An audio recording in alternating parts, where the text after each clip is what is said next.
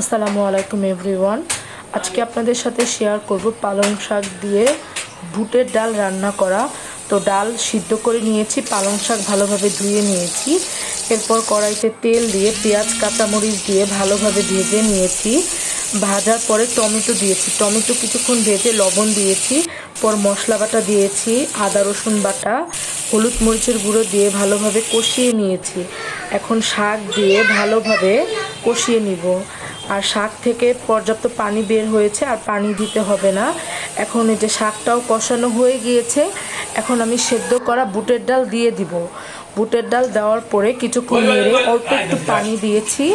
পানি দেওয়ার পরে এই যে ডালটা হয়ে এসেছে। এখন সামান্য জিরার গুঁড়া দিয়ে, আর ডালটা হচ্ছে বাগার দিব। 2টা শুকনো মরিচ দিয়েছি, রসুন পেঁয়াজগুলো দিয়ে বাগার দিচ্ছি।